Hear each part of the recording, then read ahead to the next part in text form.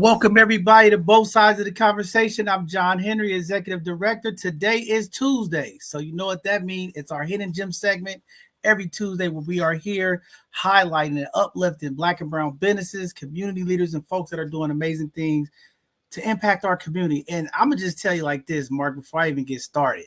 All right. It's been a rough week. Okay. There's been some grief, some loss, a couple of folks close to me that our community is impacted. When we talk about gun violence and how gun violence is impacting this nation, this country, it hits close to home. And then grief is something that is just ongoing, right? It never goes away. And when we have these incidents in our community, when we talk about the PTSD, when we talk about the trauma, when we talk about the things that impact the mental health, impacts our community, it's like a revolving door. And, every time you think you're going to step forward a little bit to kind of just leave some of the grief alone and you try to move forward, another tragic incident happens and it kind of like brings everything back up. So, first, I just want to say there was a couple of families who've been impacted by gun violence this past weekend. A good friend of mine as well. Just want to first say condolences to all of the families who've been impacted by this gun violence in our community. We continue to talk about this. I mean, this has been going on forever in our community, and it just seems to be getting worse and worse and worse. And unfortunately, it's always tragic when an innocent bystander get killed, right? Things happening and you just happen to be at the right place at the right time. You know what I mean? I'm not even gonna say the wrong time, the right time. Just stuff happening, right? But tragically, we lost a San Francisco Giant, a legend, a good brother of mine. It's hurt, man. I mean, I'm hurt. The community is hurt. I'm at times still just trying to grasp in disbelief. When you get that kind of news to start your week off, it's always a tough week. We always talk about this Hidden Gem show, Mark, how important this segment is because we always talk about the positivity that's happening in our community. Tonight, we have two phenomenal young men who are scholarship winners. They're going to talk about their positive journey, right? So it's like after a dark week of darkness, to have this show to just take your mind off some of the things that's taking place. It just puts everything in perspective for me. I've been talking to a lot of folks in the community. A lot of folks been calling me, and I mean, it's just the reality that we live in. That tomorrow is not guaranteed to anyone. Even if you're doing right, even if you a church going person, even if you're a giver, even if it's still that potential for anything that could possibly happen. And one of the things that I want to say, because there's like 4 other incidents that's taken place, and I've seen families struggling through this time. The worst thing is to not only go through tragedy, go through something traumatic as losing a loved one to gun violence, but not to have your affairs in place. And it's sad when families are struggling, especially right now in this economic downfall that we're having. When folks are like pressed with cash, unemployment is high, folks are just struggling to make it, and then have to put to rest a loved one. Community, I just want to say this tonight. I know our Educational Thursday is coming up.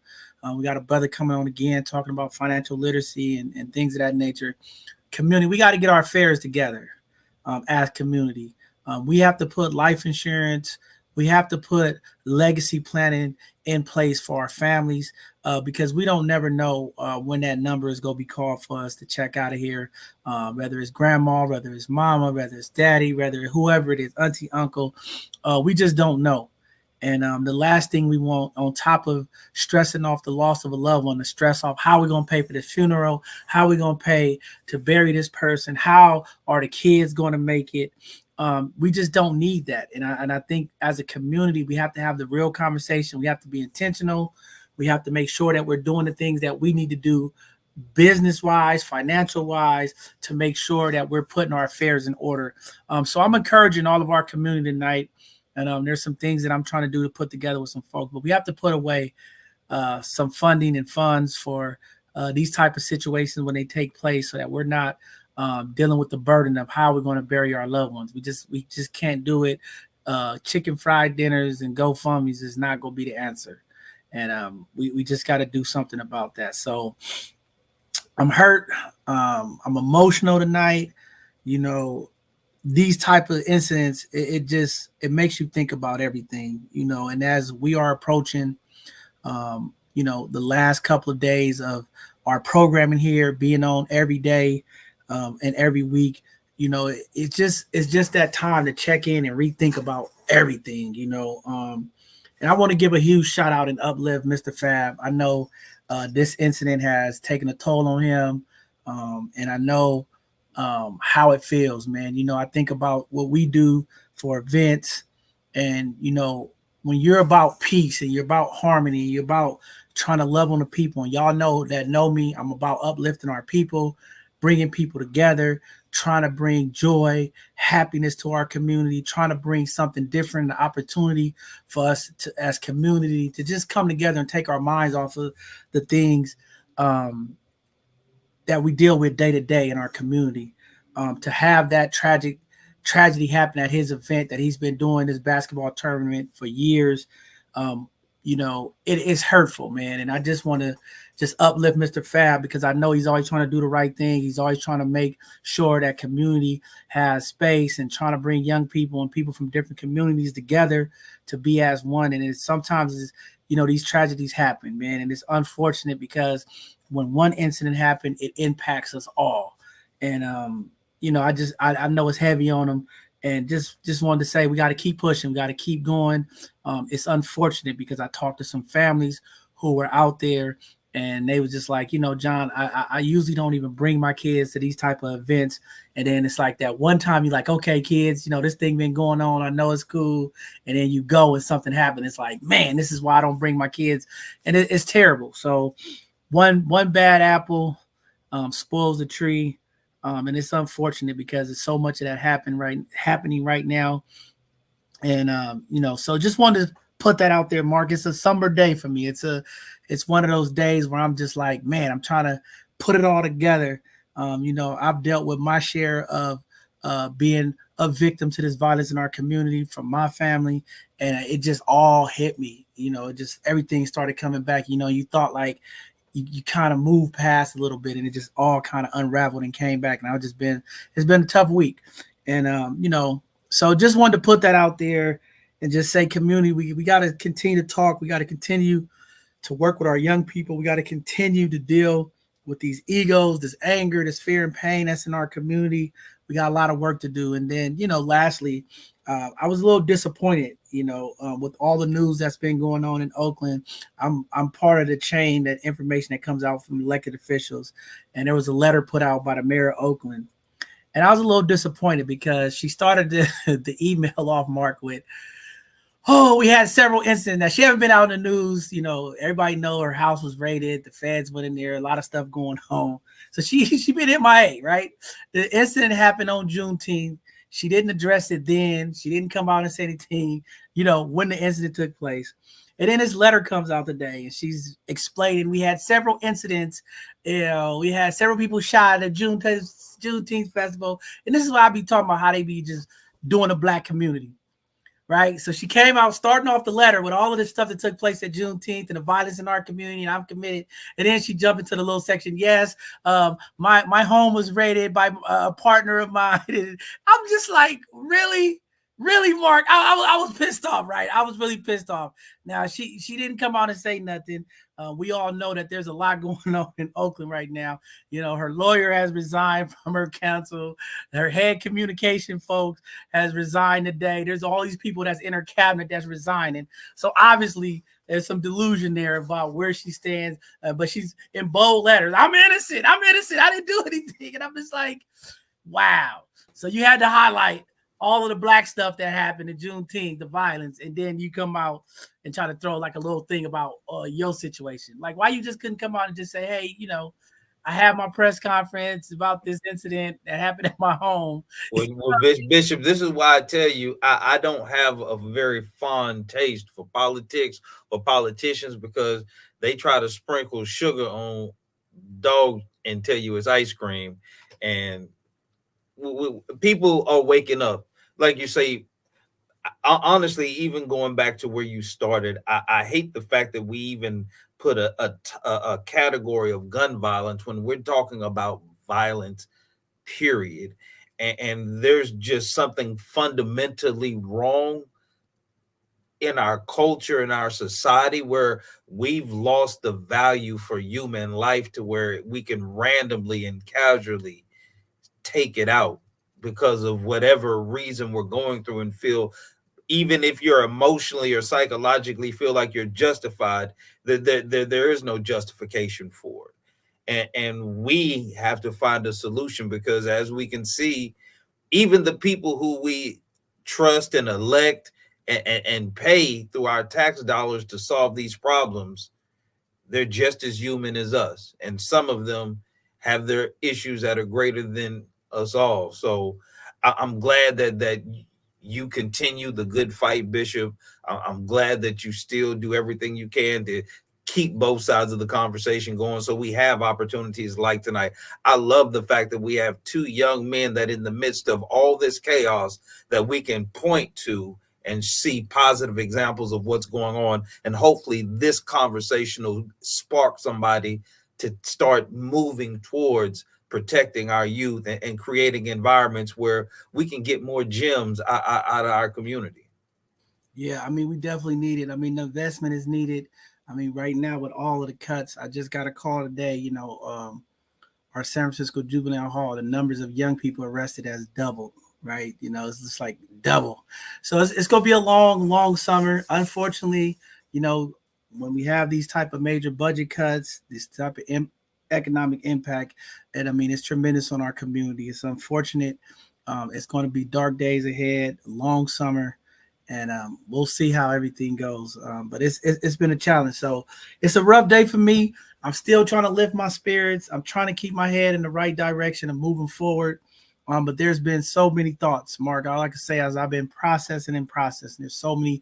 When you have these, you got to keep pushing. That's just natural. The resilientness that is in us to just keep pushing. But there's so many thoughts where I'm just like, man, you start to question yourself sometimes, and that's when you got work to do. You got to get on your knees, pray more, because when you're questioning yourself, like, am I doing enough? Have I made enough impact? It's always sad, man. But this is where we at, and it's unfortunate. But with that being said, we'll get off to this because I want to uplift the spirit. I need these young brothers to lift my spirit up. I need some joy. I need it tonight.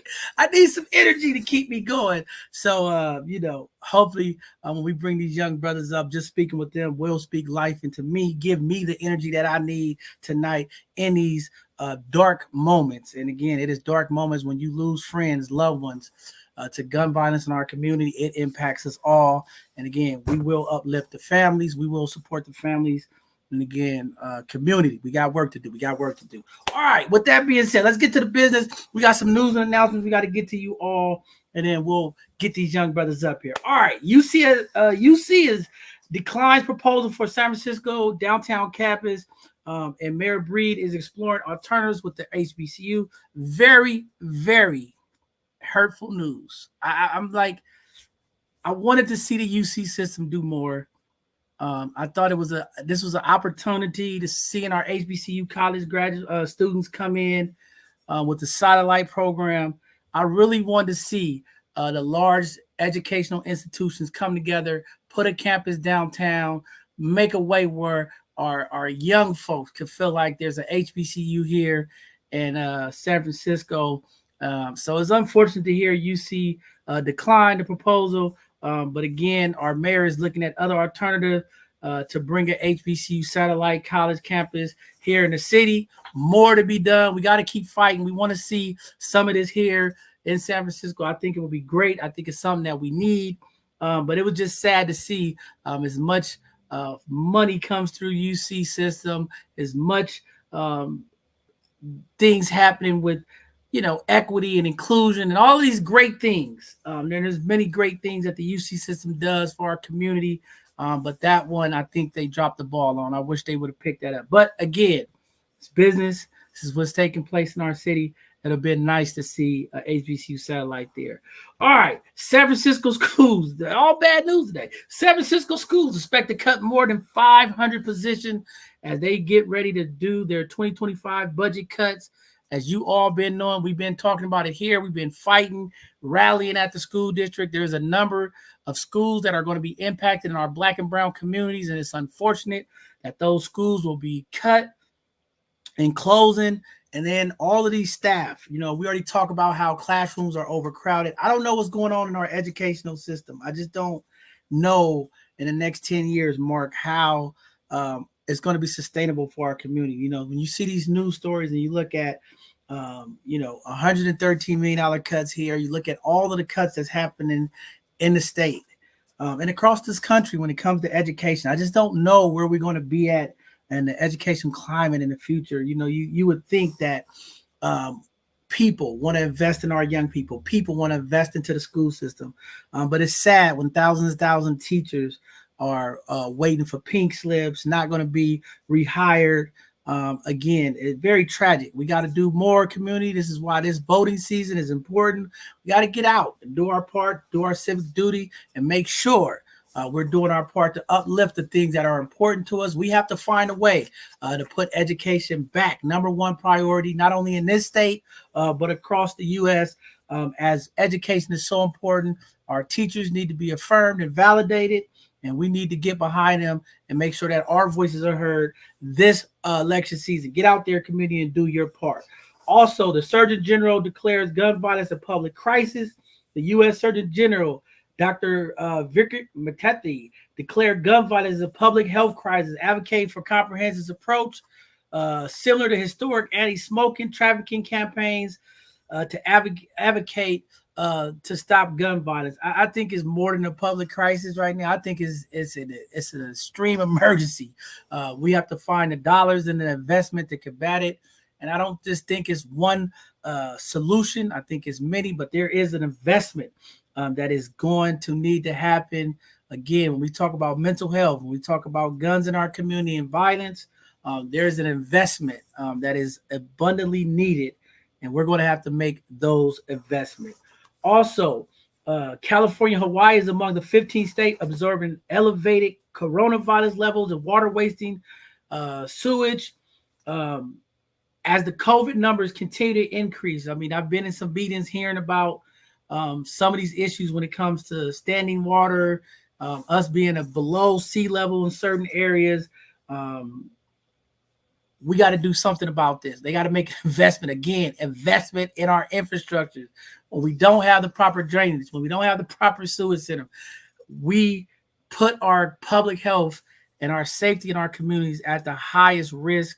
And I know San Francisco does an amazing job with the Hes Hetchy water. But when you look across the country in the different states, folks are impacted by water, sewage, drainage, and how we dispose.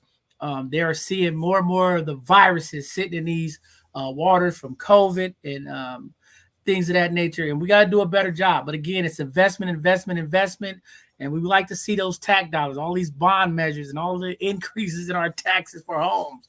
I want to see this money getting to the people and fixing some of these problems. I don't know. We need to get a committee out there and follow them, see what's going on. But again, we are impacted, and it takes a community voice to be uplifted and heard. That is the news. I can't give any more news, Mark. I don't want to say anything else that's not good. But Brother Mark, go ahead and get us into the events and let the community know what's going on in community coming up. Absolutely, Bishop. Let me go ahead and pick it up and get through a list of community events, everybody. First event is Experience Frisco Friday, June 28th from 4 to 8 p.m. at PG&E's Hunters Point site at 155 Jennings Street. You don't want to miss it. And join Rafiki Coalition for their Youth Spotlight and Talent Showcase Saturday, June 29th from 1 to 7 p.m. Location is at 601 Cesar Chavez. And join us for Sunday Streets Excelsior Cyclovia on July 21st from 11 a.m. to 4 p.m. on Mission Street from Teresa and Avalon to Geneva Avenue. Enjoy free recreation, health, resources, music, dance, and more. And save the date, Sunnydale's annual community health fair on July 27th from 12 to 4 p.m. at Hers Park. located at 1701 Visitation Avenue. Enjoy free health screenings and get an opportunity to win gift cards. Join B Magic's back to school celebration and backpack giveaway on August the 3rd from 11 a.m. to 2 p.m. at 1050 McAllister Street. To get more information, see the link below. And explore the Bayview Community Block Party with Sunday Streets on August 4th from 12 to 5 p.m. Enjoy 2 blocks of car-free fun on Galvez Avenue with activities for the whole family. And join Mo Magic's second back-to-school celebration and backpack giveaway on August 10th from 11 a.m. to 2 p.m. at 155 Jennings Street. For more information, see the link below. Also join Sunday Streets in the Mission for a car-free day of fun on August 25th from 11 a.m. to 4 p.m. at Valencia Street from Du Bois on the 26th. Enjoy music, dance, health resources, and more. And explore car-free fun at the Western Edition Community Block Party. Join us on Golden Gate Avenue and Buchanan Street Mall Park, September 22nd from 12 to 5 p.m. There will be activities again for the whole family. And celebrate the Brown Bombers' 25th year and register for youth football and cheerleading. There's a $150 fee that includes gear. To get more details, see the link below. And visit the Southeast Community Center Farmers Market on Thursdays from 3 p.m. to 7 p.m. now through October 31st. You can get fresh produce, baked goods, and community activities located at 1550 Evans Avenue. And Kids in the City presents Hair 101 Workshop Saturdays from 1 to 3 p.m. at the Chase Center. Youth ages 7 to 17 can learn about unique hair. Supplies will be provided. For registration information, see the link below. And join the SECC at Hungry Cafe from 8 a.m. to 4 p.m. for co-working eatery and social space at the Southeast Community Center. And the University of San Francisco's Community Counseling and Wellness Center offering 12 weeks of free therapy for San Francisco residents over 18 facing barriers to care. To get more information, email the link below. And Dreamkeeper Initiative's Senior Home Repair Program offers an up to $50,000 forgivable loan to low to moderate income seniors and or disabled homeowners that are in distressed San Francisco neighborhoods. To get more information, see the link below. And the San Francisco Human Rights Commission holds regular bi-monthly meetings on the second and fourth Thursday of each month at 5 p.m. in the San Francisco City Hall Room 416. You can attend in person or via Zoom. And Fathers to Founders Child Support Clinics every Tuesday and Wednesday from 11 a.m. to 2 p.m. at 232 6th Street. Get guidance on child support debt, license holds, custody, and visitation rights. For more information or to book an appointment, call the phone number below on your screen. And Dreamkeeper Initiative's Down Payment Assistance Loan Program offers an up to $500,000 loan for down payment assistance and up to $30,000 for closing costs. Get connected with housing counselors, lenders, and realtors. To get more details, see the link below. Walters Wellness Group hosts Sip, Paint, and Center every first, third, and fifth Friday. You can unwind and set the tone for your weekend, fueled by tea, creativity, and grounding. Hosted by Dr. Kathia Walters and team. To get more information, see the link below. And join Fathers to Founders for Fatherhood Reimagined therapy group sessions every Tuesday from 6 to 7:30 p.m. Food is provided. To RSVP or get more details, see the phone number below. And APRI hosts youth workshops with job referrals, resume building, and skill building workshops, internships, networking, and community service hours. To get more details, see the phone number below. Fillmore's Friday Night Market every Friday from 4 to 9 p.m. on O'Farrell Street between Fillmore and Steiner. You can get live music, food, vendors, dominoes, prizes, and fun. Vendor booths are still available. To get more information, see the link below. And the vaccination site for the COVID-19 boosters and monkeypox antiviral pill treatments are below as the information is displayed on your screen. And visit the community living room for free breakfast and grab and go lunch Monday through Friday at the City of Hope Cafe. For more details, see the information below. And visit the San Francisco Office of Financial Empowerment for free, confidential, one-on-one smart money coaching. Get financial guidance in English or in Spanish, available to anyone living or working in San Francisco. For more details, see the number in the link below. And be a mentor in SFUSD's Mentoring for Success. Sign up to volunteer as an individual or group mentor district-wide. Make an impact, sign up below. And join our show to promote your business, nonprofit, or community impact on Hidden Gems, or share your expertise on an Educational Thursday. And we can also invite you to be a panelist on one of our Sunday conversations. You can also keep up with both sides of the conversation's latest shows and community outreach events.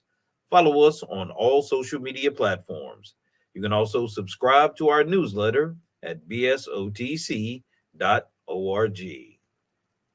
And both sides of the conversation also welcomes volunteers to join our mission to uplift and support the community. Make a positive impact. Become a volunteer today. Email us at hr@bsotc.org.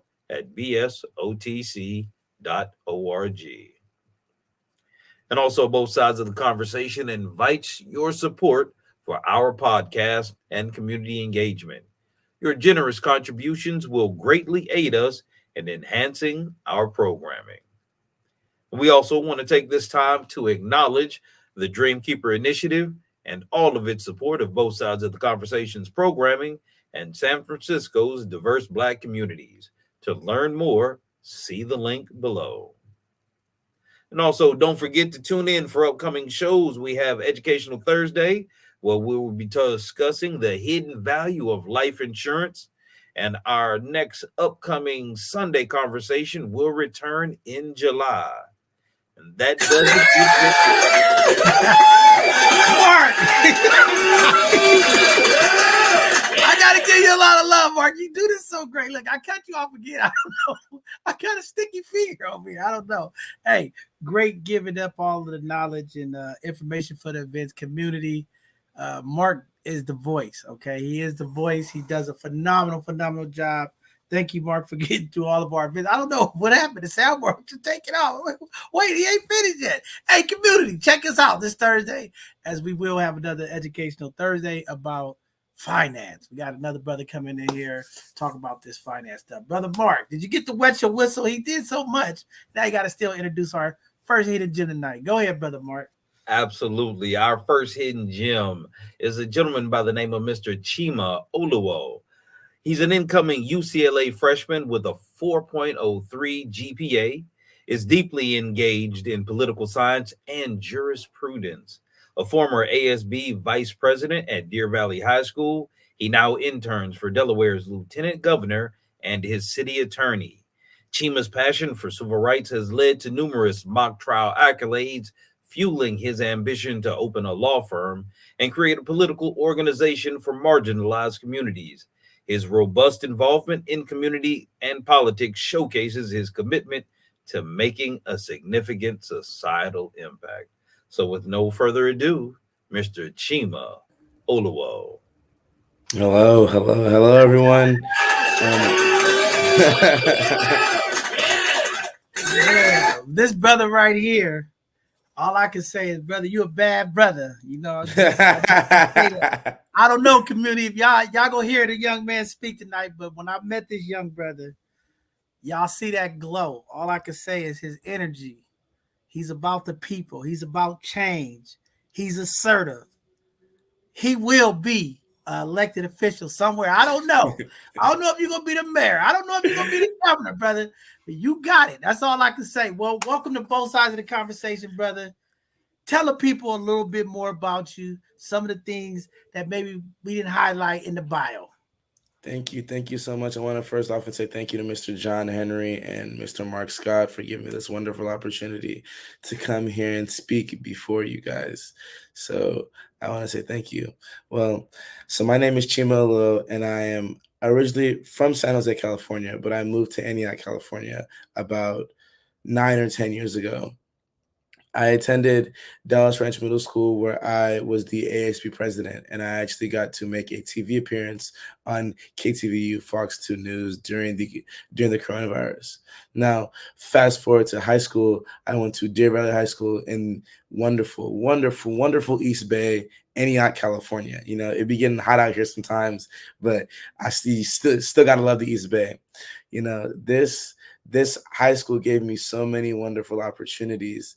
You know, this high school gave me an opportunity to go out there and do civil service, go out there and volunteer at a World War II museum, go out there, do mock trials day in, day out, almost make the state competition, go out there and do speech competitions, in which I was one of 3 people in the state to make the final for California. So, you know, I'm always be forever grateful for the opportunity that I was given at the high school level. And as you touched on before, you know, I, like us other 2, are members of marginalized communities, you know, communities that have been historically tramped upon throughout all of history. So as I get older, you know, I seek to follow my passion, not just follow my passion, but also, you know, put my passion into use for our community, make a civic engagement organization with the aim of helping marginalized communities fight for ideas and ideologies like the ones that are important to us. I mean, you see Miss Stacey Abrams in Georgia, what she was able to do with the fair fight, you know, helping people of color fight for ideas like that. So I want to take that and run with it and make it nationwide, you know, not just in one state, just, you know, all around the nation. And you know, like, of course I want to do that in the political realm, but as to the legal realm, you know, like, I want to become a lawyer, and, you know, not just a lawyer who will sit there and make the big bucks, you know, collecting, you know, large percents off a bunch of settlements and stuff like that. I want to become one who's really going to give back to our community, who's really going to serve our community and make a law firm dedicated to helping marginalized communities like the ones that we come from fight, you know, such discrimination that happened in May of 2020. You've seen all the stuff with Mr. Floyd, and, you know, how that happened. You see Trayvon Martin, you see all these people who have been marginalized and who have been victims of this sickness that has infiltrated our society, with the fear that, you know, people of color are, you know, bad. So, you know, it's going to take a village to fight this sickness, and just like everything, you know, it's not going to be built in a day. So I understand that it's going to take time, but the eventual goal is to have a widespread law firm that will help the marginalization and help curb all that stuff. Man, that's very powerful. I mean, I know, you know, sitting here, you know, you talked about the importance of what your school offered and what you received from education. You know, listening to the opening, we talked about all of the cuts that's happening. You know, these cuts are not just happening in San Francisco, across the state, as more and more schools are taking funding out in these budget cuts.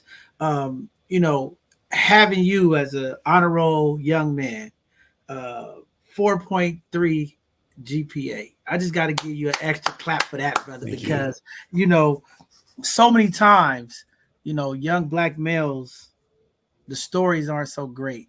You know, there's so many stereotypes of young black males, and when we talk about how we change the narrative and how we tell the stories of young black males, I mean, definitely you are like at the forefront of it, because there's so many people that say, "Oh, young black males aren't going to school. They out here making babies. They out here hanging in the streets. They out here doing violence." But there is a bunch of phenomenal young men that are doing amazing things to change that narrative, and you're one of them. Thank But you. hearing about the cuts, you know, and like you said earlier, the opportunities that you were afforded. How important is it for that call to action to make sure that our taxpayers, our folks, get out and do their civic duty, to do their part to make sure that schools like your schools and other schools stay funded? What's your call to action? How do you feel about that? You know, I feel like that is extremely important. You know, I spent the week, I spent my prior week at California Boys and Girls State. Now, this program is the top 800 high school juniors in the state of California. And, you know, I spent the week counseling them, and we were at Sac State. And Sac State was made California's first black serving institution. California's first black serving institution that has a population of only 6.2% African American.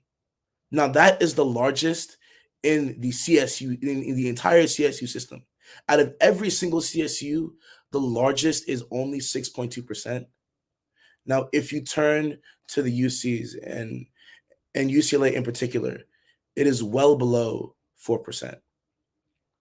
So I feel that like it's not just we need to encourage more people of color. It's that they need to be given opportunities to succeed.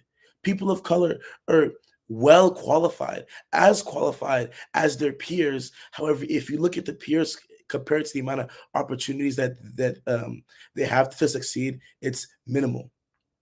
Schools in predominantly black areas aren't given as much funding, aren't given as much materials, aren't given the foundation that they need for success. And of course, higher education, it doesn't start there. It starts with this, it starts with the preschools, it starts with the kindergartens, it starts with the junior highs, the high schools. These kids need to be given the programs to that they need to be successful. Now, I saw that Mayor London Breed of SF wants to have an extension campus for an HBCU. Now, if a school like Northeastern, who has a 6% acceptance rate and who's in the middle of Boston, Massachusetts, that is a PWI, if they can have an extension campus in Oakland, there needs to be an extension campus of like of an HBCU of any kind, whether it's Morehouse, Spelman, Howard, Alabama A&M, any type. That's something that needs to be afforded to the just it's not just the POC of that area, but the POCs at large. There needs to be more extension campuses and more campuses that predominantly serve black men, because we are one of the lowest people that go and take on higher education. Black men are way below any other group. And this is an issue that needs to be addressed, and frankly needs to be addressed now, because for California to have the first black serving institution only at 6.2% out of tens of thousands of kids is something that's morally unjust, and it needs to be corrected. Wow, very powerful stuff, brother. Brother Mark, go ahead. I know you got to jump in there, brother Mark. Man, I am so impressed by Brother Chima. First of all, the accolades that you've already accomplished speak volumes about your character. And just listen to you speak, I can hear your determination and passion. I want to kind of hone in, because there are some awards that you got for mock trials. And for the community who may not be familiar with what a mock trial is, I have a two-part question. One, I want you to kind of give a layman's explanation of what a mock trial is. And then the second part is I actually want you to present a point of argument to the community on why they should get involved in the legal process, not just on the other end being engaged with law enforcement. Of course. So pretty much high school mock trial or mock trial in general is literally, if you watch, I'm I'm sure that you guys are familiar with with a bunch of legal shows like Suits, right? Absolutely. Now, One of my favorites. mock trial isn't as fun as Suits, but it is a real criminal trial from the top to bottom, ranging from opening statements, the pre-trial arguments, the closing statements, cross-examination, objections. It's literally the exact same thing as a entire criminal trial, except that there's we have time limits, so it doesn't go over because criminal trials can last days, but as high schoolers, we're supposed to only last like 2.5 hours. So we have time limits, and we go to the Superior Courthouse of Martinez, Contra Costa County, and we compete against other schools, and we are scored by 3 real attorneys. So people who do this in their jobs day to day, and they score and they see who's the better team. And at the end of the year, the performers who were highest performing, the people who did the greatest, the individual performers on each team get recognized at a big award ceremony. So that's the rundown of mock trial. And as to people, why should people get involved and in their legal rights? I mean, if you think about it, the Bill of Rights is the foundational principle of why we're able to do what we're able to do. The thing that's stopping the government from coming and shutting down the Both Sides of the Conversation podcast is the First Amendment. The thing that is coming and that is stopping the government from intruding inside your house and taking all of your belongings is the Fourth Amendment. The thing that's stopping a police officer from just coming up to you and arresting you is the Fifth Amendment. Now, I could go on and on and on about things that we use that we literally take for granted in our daily life that is due to the Bill of Rights. Literally, we would not be able to live. We would not be able to function. We would not be able to live in our day-to-day lives without fear of persecution or incarceration, without the Bill of Rights. So the first 10 amendments is the fundamental piece of a foundation of not just our democracy, but us as citizens. There's over 360 million Americans in our country, and every single one of us is protected by these first 10 amendments. And they are the fundamental thing that we all need to know, and that in the event that we need to exercise our rights, we must know what they are so others cannot intrude upon our rights. Wow, phenomenal. Listen, I have to say that to you, I always talk about this on our show, what's lacking in our community, our civic duty. And, I'm honored to just hear you speak about, and I know you have a passion for political science and law. So for some folks, they probably like, oh, he's going into that. But how important is it, not only for our young people, but community at large?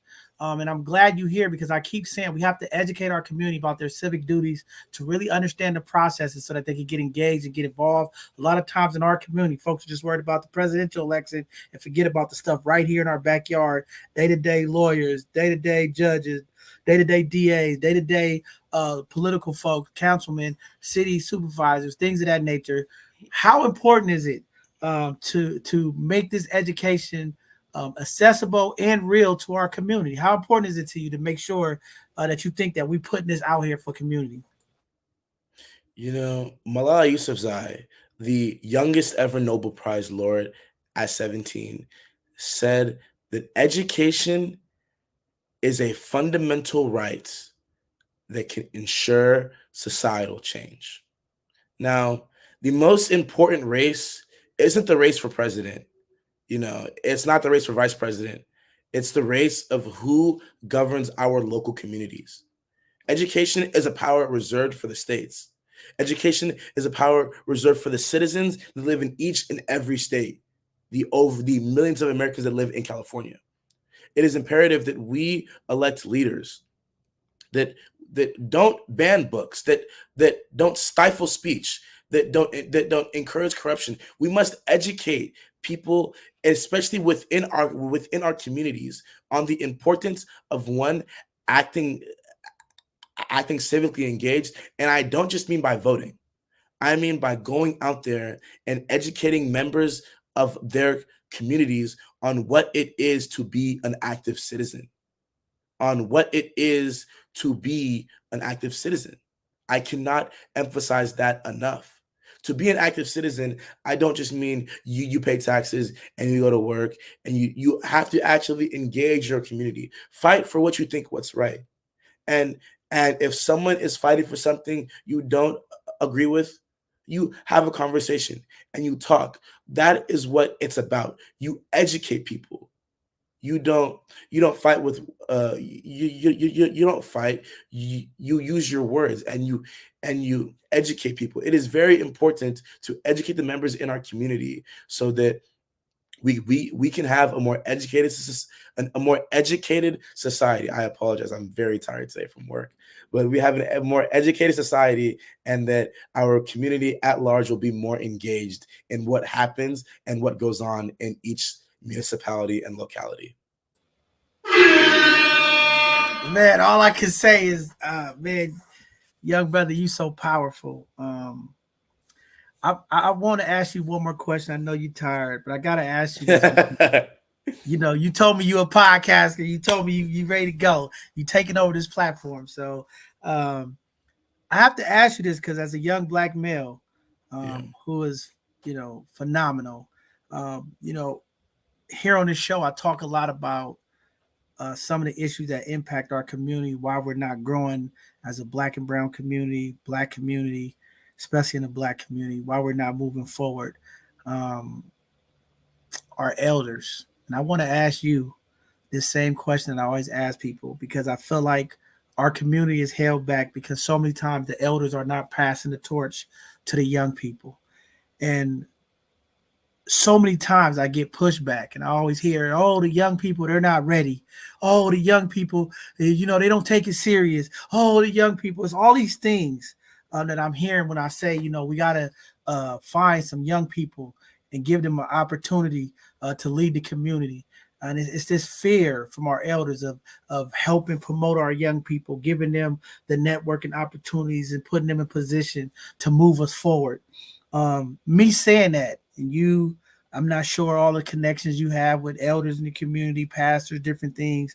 When you talk about, when I ask you this, when I'm talking about the connection between young people and elders, what do you feel that connection is like? Do you feel it's a connection? Do you feel like you supported from your elders? Because I'm seeing this disconnect, and I'm always trying to figure out how do we bridge the gap between the elders of the community who has the wisdom, the knowledge, and experience, but to take young, energized fighters and resilient beings of you, like you, brother, and move us forward. Because what's happening in our community, our elders are dying off, and then the young people have no direction. Right. And then by the time the young people get in line and figure out what's going on, now they up in age and they upset sometimes because they had to go through all of it. How do you feel about that in your experience dealing with the elders of the community? Am I way off base, or how do you feel? I feel that like it's a disconnect between the elders and the young people, not for traditional reasons, but I feel like for more of communication reasons. I mean, if you look at it this way, our elders came from a generation where it was completely and entirely word of mouth. There was no internet. There was absolutely no iPhone. There was no Samsung. There was no anything like that. So in order to see something, in order to do something, you had to be there in person for it. So our young people our age have been so succumbed to with all these phones, all this technology, all this stuff that are new, that they're sat down and glued to their screens all day, every day. And, our elders are not used to that. Our elders have pretty much no idea what any of what we do now as young kids, because the stuff that we do now is entirely different from what their generation and the generation before that did. So I feel like our elders kind of look to us as that kind of weird generation, as that weird in between. Hey, these guys have TikTok and they have Instagram and they have all this social media. And why would they want to talk to me? And why would they want to hear my game?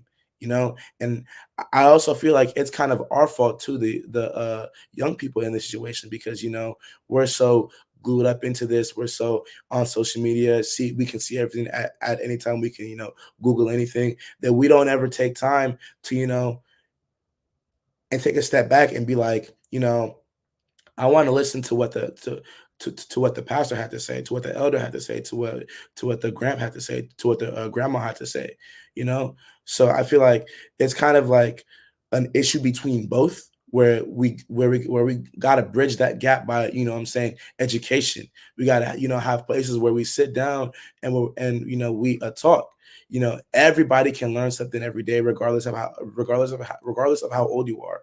So even the youth can teach the elders. If we can have a platform where we can sit down and have a free exchange of ideas, have a free exchange of wisdom, I feel like that would be able to kind of help bridge the gap more, and help smooth things out, because the current state right now is not something that's pretty good. You kind of have the elders on one side, and then you have the young people on the other. I noticed this when I went to camp too. With all the younger counselors, including myself, were all hanging out with the younger counselors, and then, all the older senior counselors were all kind of hanging out together. So it's this bridge, is this kind of divide that we got to bridge across the board. And I just think the answer just goes back to education. That's the most fundamental thing in our society. The people who graduate college make 84% more than people who do not obtain a college degree. And that's not by luck. That's because you got to have education to be wherever you want to be. So that's what I think that's going to bridge the divide, education, just like many other things. Wow, very powerful stuff. Community, y'all hear this, young brother? Because they keep saying our young brothers. We got some young stars here. I'm glad you said that, brother, because I think, that's what I want to do in the future, is really start opening up some of our Sunday conversations, have some of the younger ladies, some of the elder women, some of the younger men to come and have these conversations, because I think it is something that we have to have. And I think it is an education about the digital divide that's happening, and really hear both sides. But I think the key to it all is staying open. Too many times our elders shut down. And I always say here on this platform, you got to connect before you correct. I keep telling the elders, you got to connect with the young people before you correct the young people, because you don't understand what they're going through. And then you're frustrated because they're not listening, or they feel like you guys don't understand what they've been through. And I think first you got to have that connection. I think we do have a safe space where we can talk about things and say, why do y'all think like this? But we have to have a way to kick off the dialogue and have the conversation. I think it's so important. But I think you're right. It starts with education. We have to educate the elders about technology, why you guys are so into this gaming. And, I was a big component. I ain't gonna lie. Years ago, I'm tired of these gamers and all that. And then I found out the lucrative opportunities in gaming. And I had a change of heart on it, because I'm saying, hey, if these young people could sit here and make, $500,000, $1 million playing video games, what am I mad about? Right? Because now I'm hating on it. And people say, oh, they sitting there just being stupid playing video games all day. But that's their way of living, right? And it's like, we have to find a way to be open to what everybody's doing and say everybody has a place, right? Our young people feel like this. And I think sometimes our elders get caught, like you said, in the way they've been in the past. They want you to be a janitor. They want you to go to school. They want you to be this. And the young people say, hey, there's other ways we can be successful and obtain greatness without just being in a classroom or being in there. And I think we have to be open to both. I don't think it's one way. I think we have to be open to both. But I think there is an education and understanding for parents. I hear a lot of parents, oh, my kid's just on the game. And I'm like, well, maybe that's what he likes. We got to figure out how to get him in automation, how to get him in robotics, how to get him in some of this AI, right? There's opportunities. But it's all about how do you find the things that our young people like and bring it, and then educate the elders. Like, this is what it is. And I think that's a big part of the disconnect. I just think there is some things that our elders hold on, And I think it's some things that our young people don't listen to. And I just think we have to find that ground. How do we get our young people to be more patient and open to listening? And how do we do the same thing for our elders, not be so stuck on their ways and their upbringings, and be open to the new ideals and what's going on? It is a different light, a different time. Everything is changing fast. We are in this political season where things are changing. Some things are spinning out of control, and some things are happening. But I'm just happy that you, young brother, is one of those folks. I wish I could have got you connected with our Harvard law students, these young brothers who came from Harvard, who's out here on this first cohort. And I'm going to try to figure out a way to connect y'all. I got your number and stuff. I'm going to try to connect y'all. I know you're going to UCLA, but it would have been nice for you to see these powerful men, young brothers in your age range who are in Harvard Law, and they are coming to San Francisco to help change what the legal system looks like from a legal standpoint in San Francisco.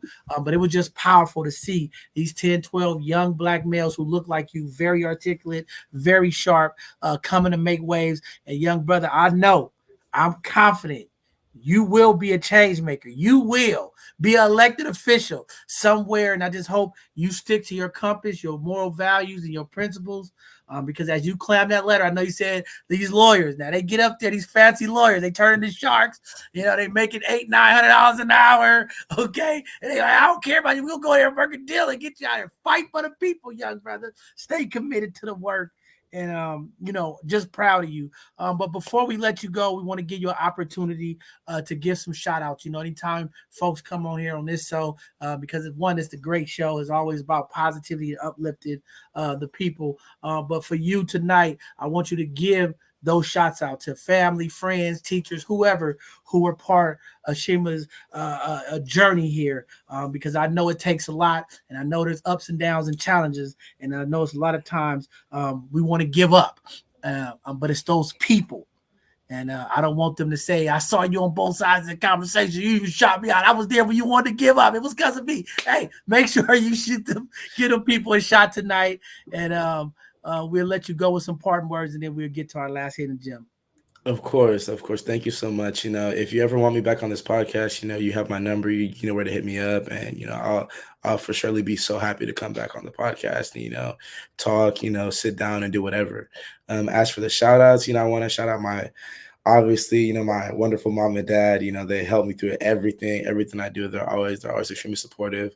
All my 3 siblings, they're extremely supportive, help me throughout everything. I want to give a shout out to my amazing college advisor, Mr. Freddie Garcia of UCSF, helped me through my college applications, all my scholarship applications, literally everything. He's completely amazing. I want to shout out to the college and career advisor out at Deer Valley, Miss Tammy Douglas Dodson. She was amazing throughout this college application season, and she helped me through everything. Miss Jackie too, with over there at UC Berkeley, helped me everything with too, and Mr. Walter Gorski, my mock trial coach. So I want to give the shout outs to everyone, all my friends, all my family, everybody who sat there and supported me throughout everything. All my best friends, David, Isaiah, everybody who helped me out and helped me out throughout everything. Man, very powerful stuff. Listen, young brother, you are always welcome here at Both Sides of the Conversation. We just go make you our honorary co-host, whatever you want to come on. You see any show, you just come on in. Just say, Bishop, I'm coming to get on the show with y'all today and talk, because we got some important talks coming up, and we will reach out to you because when we continue these conversations about gun violence and things in our neighborhoods, we definitely want to have a young perspective from young folks as well. Before we let you go, I want you to just give something. You've been dropping so many gems tonight for folks out there listening, for parents who may be giving up on their kids, maybe a community that's giving up. You are the face, you are the hope of young Black males who are achieving on the educational realm. You are a young man graduating with a 4.3, going to UCLA, going to take up political science, going to get in the jungle, as they say. Political science is the jungle. You're going to get in the jungle, brother. I want you to leave something parting to the community. Give some good words to the people, something that they could feed on, and off your energy, you'll keep uplifting our communities. As I part on this podcast, I want to tell everybody that the failures of today are the foundations for tomorrow's success. Never give up. Look on your failures and use them as stepping stones to build. Use them as stepping stones to work. And the last thing that I want to tell y'all is when writing the book of your story, never, ever, ever, ever let anyone else hold the pen. Thank you so much. And I hope to be back on this podcast. Wow.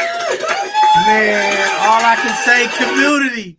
Y'all heard it. This is why this young brother here is one of our both sides of the conversation 2024 scholarship award winners. Community, we got to get behind this young brother. We got some more opportunities for all of our scholars as we look to continue to support them on their journey. Again, fundamental. You heard the brother, education is fundamental. When we make the investment as a community to uplift and support our young people, this is the greatness. This is the success. When we talk about changing the narrative and we talk about uplifting the stories of the people in the community, it's young brothers like this that makes it all worth it. When they say, why do we do what we do? This is who we do it for. Young brother, much success to you. I'm looking forward to voting for you one day somewhere. One of these offices. I'll be an old man on the crowd and say, hey, right there, I remember that, brother. I'll make sure I get out there and vote for you. Hey, brother, have a great time at UCLA. Enjoy the environment. I know you're serious about your education, but have a little fun, live a little bit, because you know those moments is all you're going to have to remember to look back on.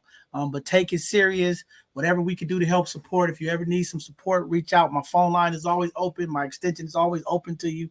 Continue to be great. You just give me so much hope. You give me so much motivation to keep pushing, because it's young brothers like you that I say, I got to keep doing this. I got to keep doing this because I'm going to impact one of these young kings. So thank you again. Thank you to your family. You are a phenomenal representation of your family. Continue to be great. Uplift the kings in the community, and we'll see you. You're welcome anytime you want to come on, brother. Of course. Thank you so much. All right, man. Have a good night. Good seeing you, King. You too. All right. Wow, Mark, brother Mark. You see what I'm saying? Come on, brother Mark. Make you proud, don't it, Bishop? Come on, man. I'm ready to drop a tear, man. You get what I'm saying? I'm ready to drop a tear. This is why we do it, Bishop. Man, come on, man. If people just understand that, if we made, you heard the young brother, if we make the investment in our young people, especially the young black males, Mark. Come on, Mark. You heard the brother? Yeah. Invest in them. We need these programming. Come on, man. I got to blow up the spot. Let's go, community. Get fired up. We got some young men. Everybody's like, where's the young brothers? Hey, all the young brothers. Listen up. All you young brothers who struggling, don't know which way to go. Listen to these young brothers tonight. They are the difference makers. They are the future. All I'm saying is get excited, community. We got some hope. All right.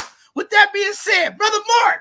Oh, can I read the next intro? Come on, man. Read the next young brother. Let's come on, community. Get excited. We got some young men. We had the young ladies come on. Phenomenal young ladies.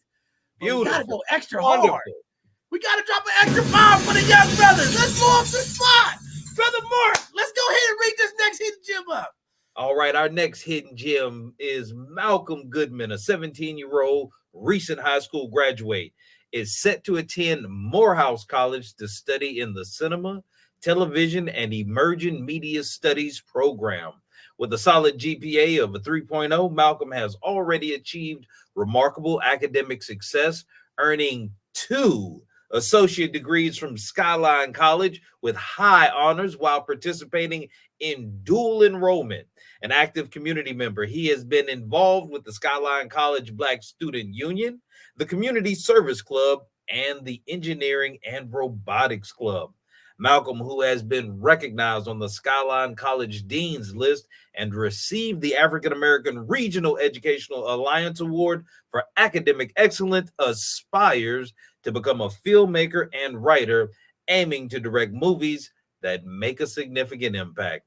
So with no further ado, we present Mr. Malcolm Goodman.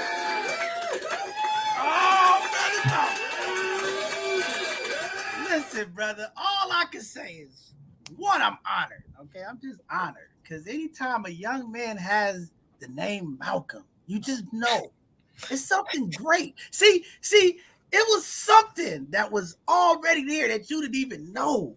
But see, I know You come for greatness. See, when we talk about the seeds, right? We always talk about planting the seeds of the next generation. See, you came from a great tree. See, there was some great seeds that was planted before you. So when you came out, you couldn't do nothing but sprout, brother Malcolm. You got a name that means so much, so powerful. How could you not be great? With all of that being said, brother Malcolm, you are here.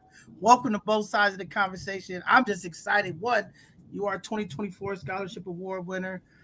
It was so many young people to pick from, but we got you. Because when you're great, it don't just happen one time. Great things just keep coming. I just have faith. There's something great coming for you. I don't know. I'm gonna be a part of it. I'm gonna say, brother Malcolm, you deserve it. We got to support you and uplift you.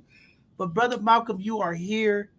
You are doing some amazing, amazing things. Talk to the community. How did you get the inspiration? I mean, let us know what's going on, brother.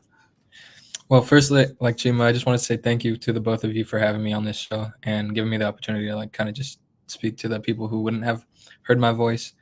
And really, my inspiration, I get it from my dad, because he's ever since I was little, I've seen him impacting the community and participating in so many things, and he kind of just pushed that kind of ideals onto me, and I kind of was inspired to give back to my community, and I kind of saw art being my own way of doing that. And ever since I was little, I would draw on the walls or make little Lego movies or whatever, and I kind of it just stuck with me. And growing, as I grew older, I just saw the impact that film, and not only just film, but art as a whole, whether it's dance or painting or whatever it is, has an impact on people, and it's what lasts, and it's our stories that can shape the future. And I kind of just love that. There's so many different ways I can express myself and my culture and my stories. And yeah, man, very powerful stuff. I'm excited because you're going into an industry that is so much needed. When we talk about the narrative and we talk about the stories of culture and people, there is a movement across this country to remove the very culture that we represent. There's a move to remove important information out of our educational realms, just out of our society.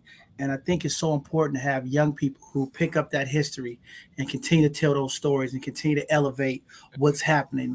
We have so many media outlets, and a lot of times when the media portray young African-American males, Black community, brown community, it's not a very good sight. It's the information being put out. It's not good.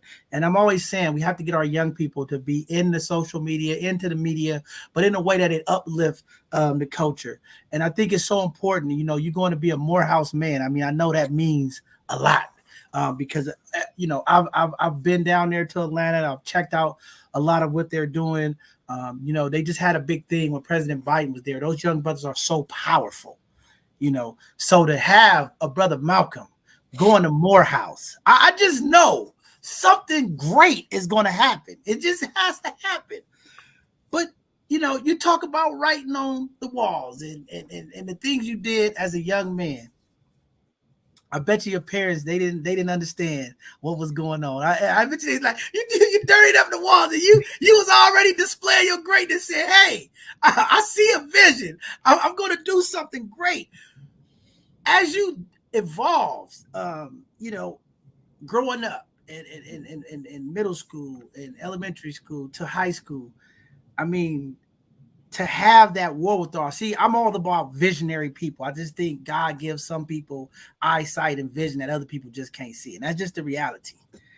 For you to already have an AS degree and how did you maintain? Because I'm always asking young people.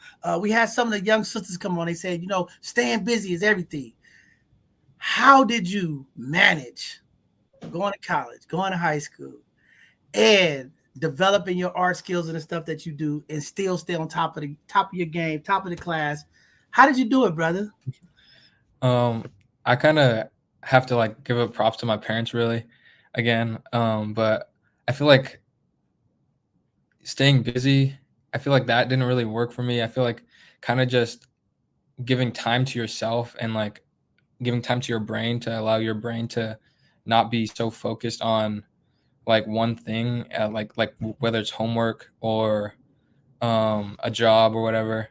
I feel like allowing my brain to have different outlets to express itself with like my art, of course, kind of made it easier for me to enjoy doing my work, like enjoy finding the good things in my schoolwork or job or just anything like that. And staying focused was kind of an issue when I wasn't connected to my art. And I noticed that correlation. And I feel like people need to be, I feel like many people like believe creativity to be something only artists have, but I believe like everyone is full of that creativity. And it was very apparent, obviously, when people are younger and society has kind of suppressed and created this like negative perspective about chasing your imagination as you grow older. But I feel as though like to begin moving towards a more just and like beautiful world, people need to like tap back into that creativity and creative confidence that they had when they were kids and stuff. Wow. Go ahead, Brother Mark. Go ahead and jump in here. I'm just amazed at this young man's composure, his intellect.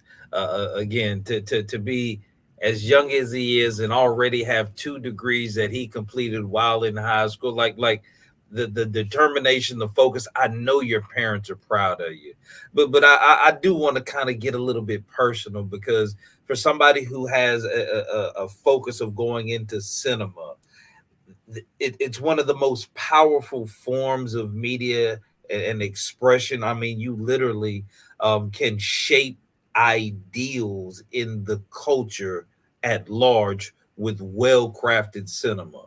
What was probably, you would say, the most impactful piece of cinema that you've experienced that kind of inspired you to want to go down this path? There are 2 movies that really impacted me. And I'd say the first one is by Spike Lee, Do the Right Thing, obviously. When I was younger, when I first saw that movie, it kind of just like seeing like his own style in that film while also connecting to the culture. And I can tell like people were gonna like, it came out before I was born, obviously, but just knowing that that movie like will last even past me kind of just inspired me to create and tell stories and just go down that path to reach out to young minds and be like, you're powerful, you have something inside you that can change the world. And that message really stuck with me. And the other movie I would say would be Kill Bill by Quentin Tarantino. And I feel like that one for me was kind of just more on the side of like that anything is possible, really, like because that movie's kind of like crazy and out there. And like just seeing that on the big screen was just mind-blowing for me. And just like how many people like love this like random movie, and like just knowing I can tell my own stories too, and it doesn't have to follow the rules that many people like will follow just to make it somewhere. I can just do my own thing and eventually find my way in the industry. Wow. Well, okay. So that leads to my follow-up question, because I was thinking of Spike Lee just watching you, listening to you speak. But you know, I think of other great directors like Antoine Fuqua, Denzel. Like there's so many rich black creators that you can draw from. But like, do you have a specific genre that you're really looking to pursue? I kind of want to do a little bit of everything because like I want to all really. And just recently, I actually wrote a screenplay that I submitted to Jordan Peele's production company for a contest, and I'm waiting to hear back next month. And I'm just really excited because he's also been a big inspiration on how he like takes a genre and he subverts it, and that's kind of like the same thing I want to do. Just go for like any genre that inspires me and kind of just put my own take on it and just change the game, really. Well, I'm impressed, Bishop. I'm impressed, man. I see the greatness all over this young brother. Like again, man, I hope you got a good security detail, brother, because you need to keep yourself safe, young man. Well, I mean, I want to ask this because I think this is so important. You know, the arts. You know, you talk about the arts. It's so important, especially in our community and culture. But there is a fundamental part of mental health when the arts. Just watching you, and I know your dad, you already on point. You sitting up, you calm, and I know you calm and collective. But just want to ask you, even what's going on, and I know the anxieties of school and things of that nature. Coming out of the pandemic, how did the art help your mental capacity, help mental health, staying calm and helping you bring out joy? Because as a young person going through school, doing all of this, I know it can become overbearing. It can become overwhelmed, the pressures of life, just overcoming. But being in the arts, being in the films, how has that impacted your mental well-being of just being cool and some of the things that you're doing? Yeah. So I'll share a personal story a little bit. Before COVID started, I was in this like relationship that kind of like wasn't the best for me, and it just ended. And then during COVID, being stuck inside, I wasn't really doing much, and I kind of lost like my energy to like pursue my passion and like just do any art whatsoever. And that did do like a big impact on my mental health and my grades and everything like that.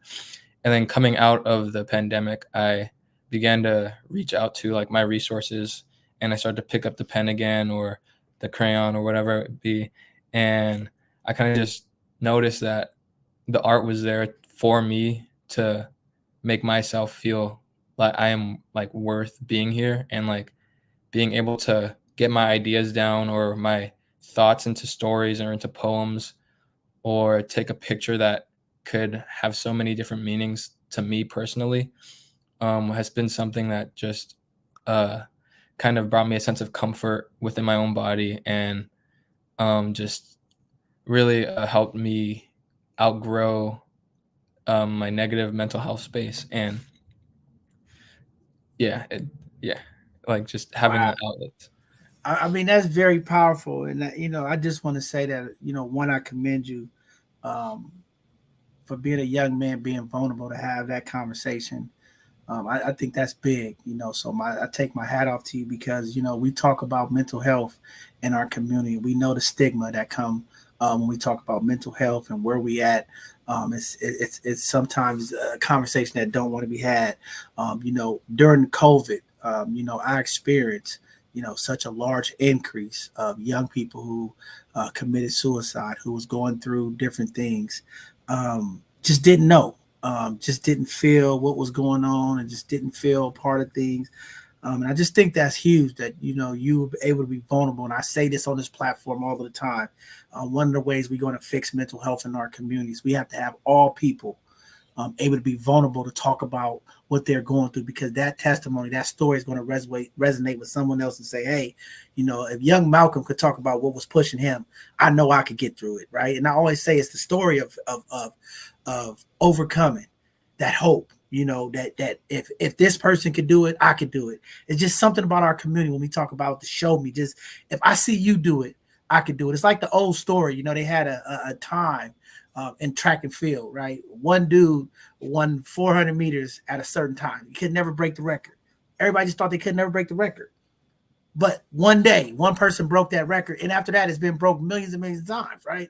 And it's the same thing with life, right? Sometimes we go through stuff and we think this is it. And until somebody else break the curse and say, hey, you know what? I'm not suffering. I'm going to get it. It opens and it changes the community. That is so powerful, brother. I'm so happy that you are where you are. I mean, greatness is coming to you. I could just feel it, right? You and Chairman, I see something in y'all, and that glow, that energy, that determination. You're going somewhere, and again, we're here to help support and uplift you any way we can to get you there.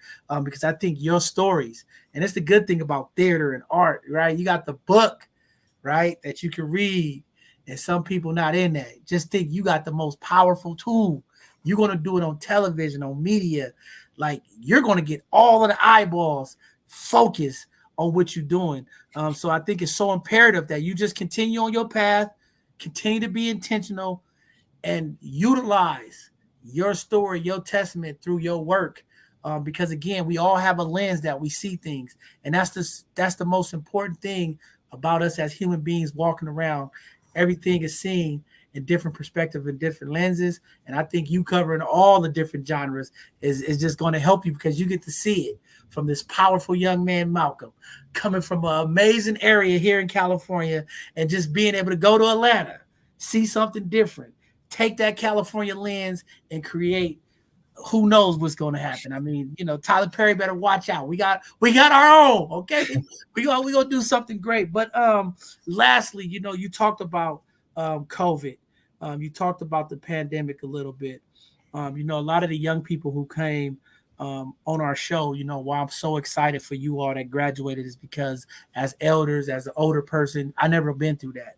And I wanted to ask you, like, what was school like when you was in school, doing it on Zoom school?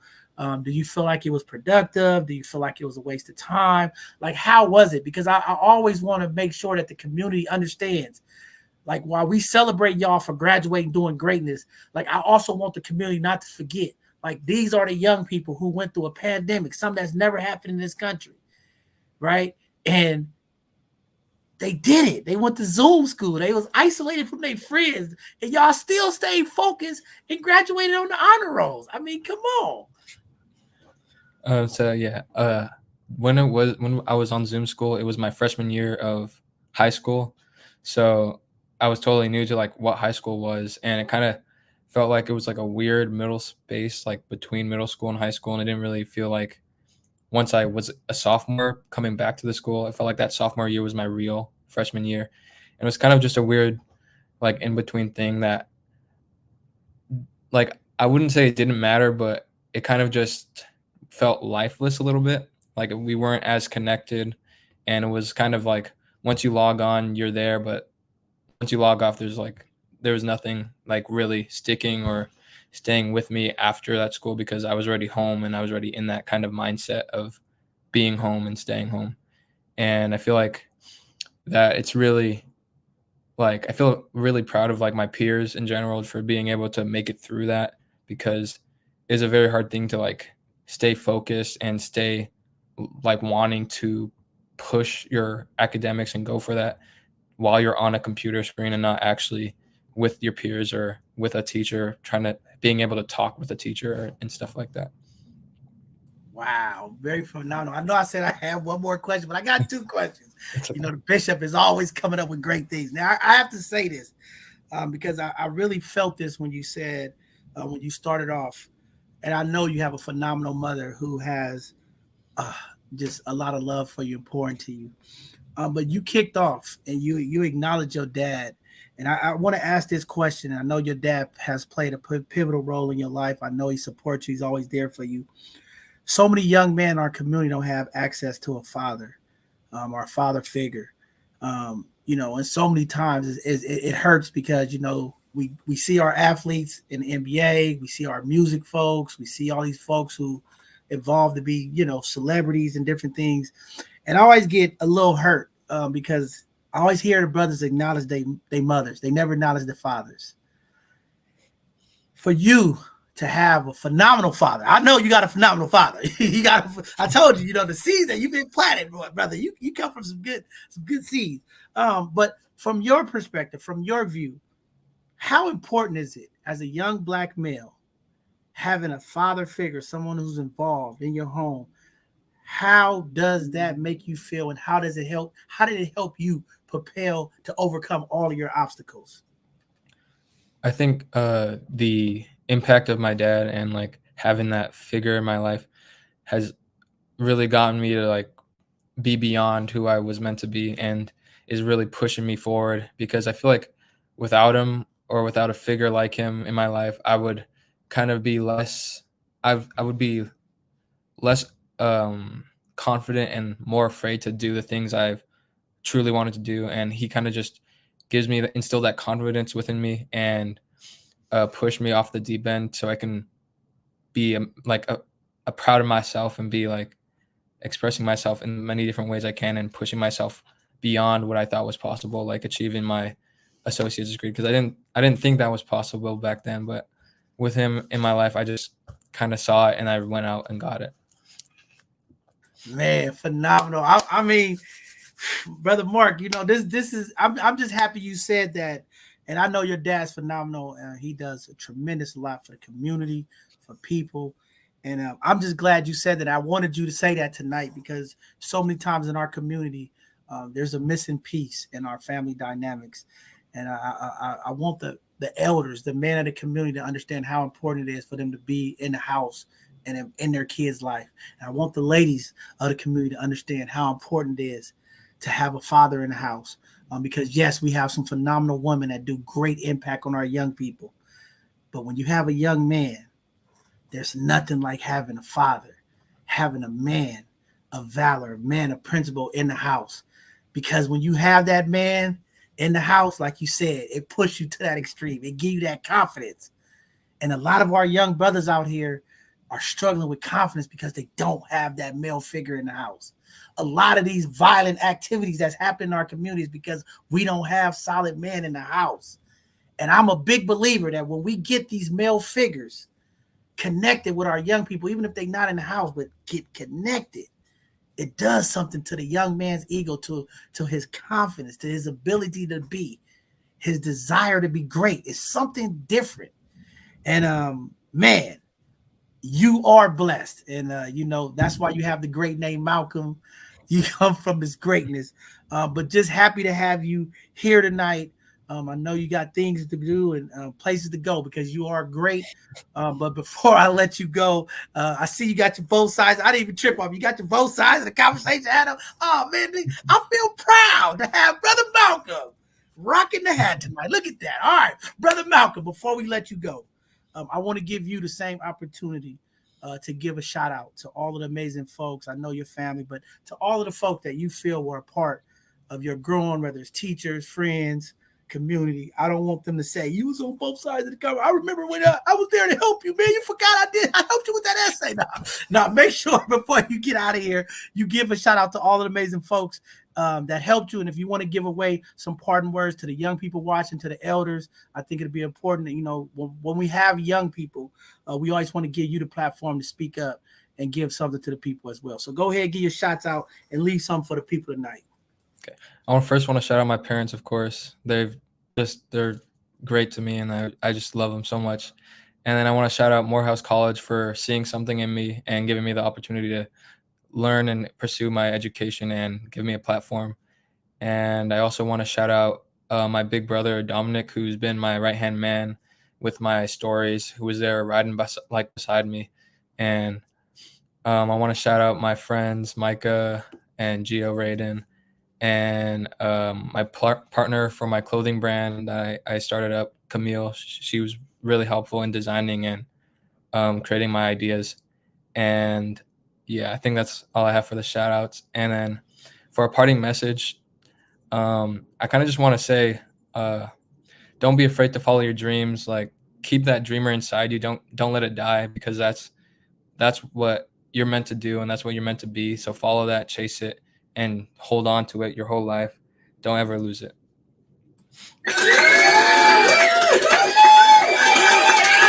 Wow.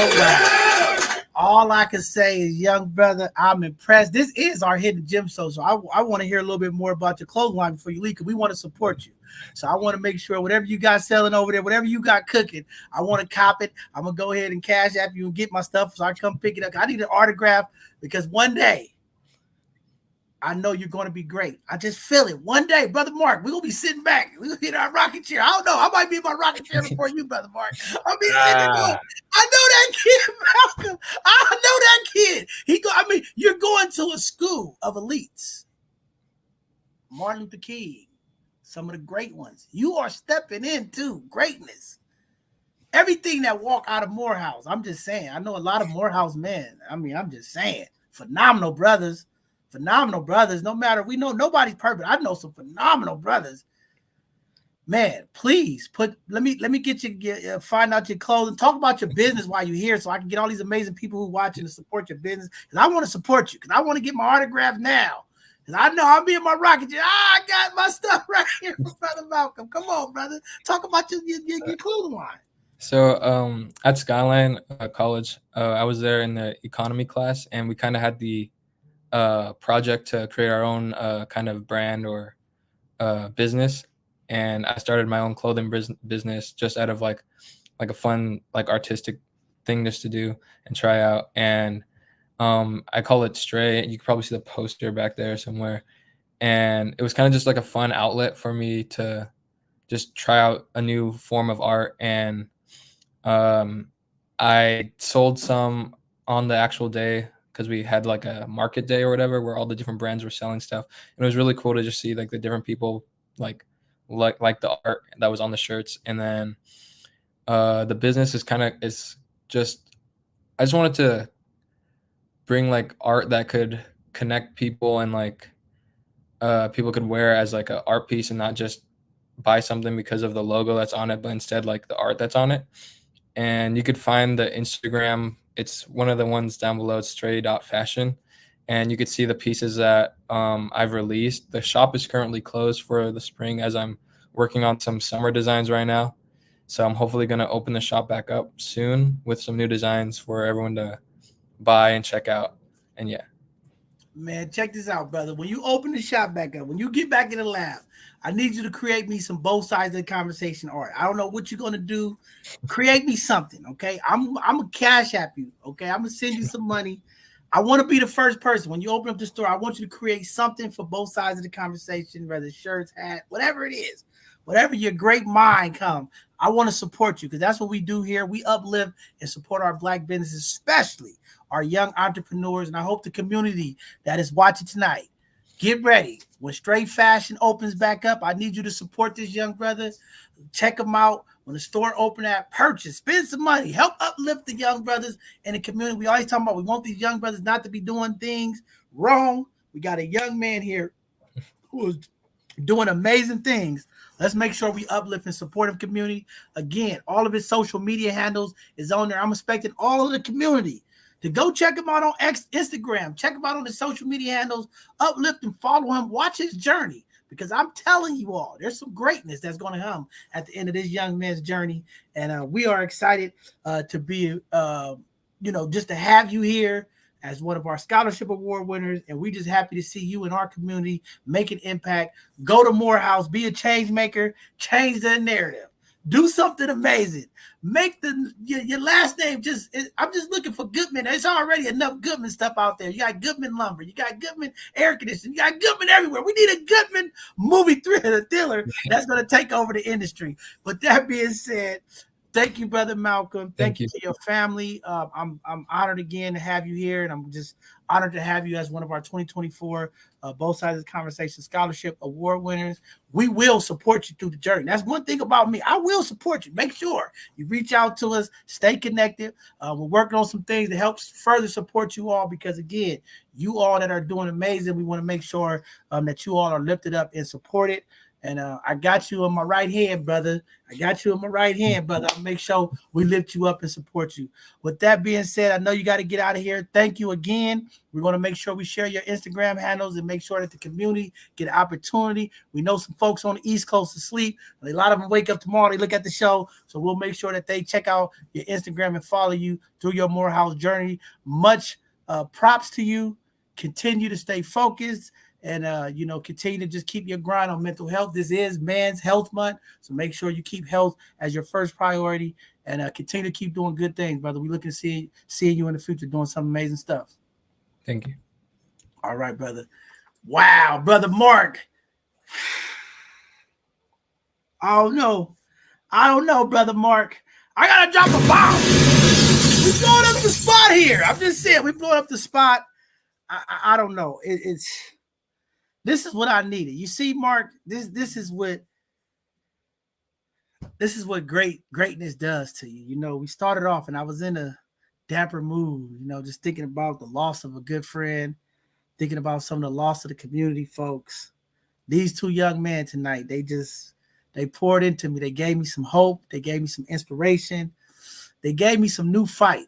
Sometimes we lose that. They say we lose that dog in us a little. I don't think I lost the dog in me, but I lost a little of that bite. And I said, man, I had to question myself. Am I doing enough? Am I impact enough? What can I do more?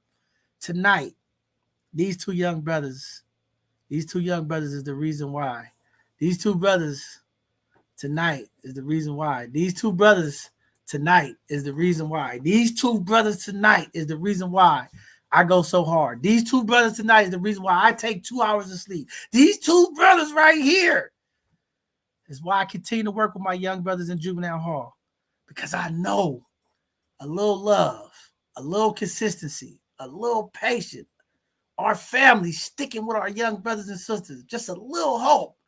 Don't kick your babies out at 18. Don't threaten your babies with kicking them out at 18. Even in this economic crisis, community, love on our young people. Give them an opportunity. They are the future.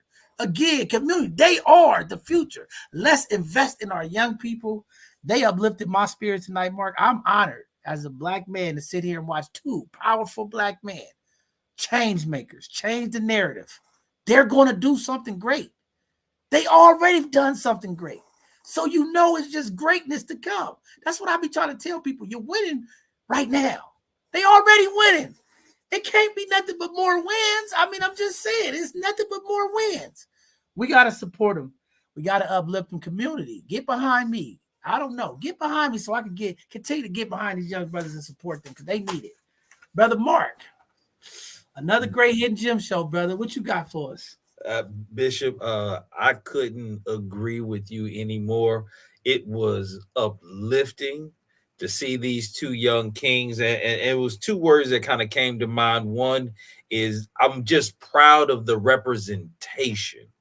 As young black men of the community, we understand there's an optics. Before they hear our story, they see us.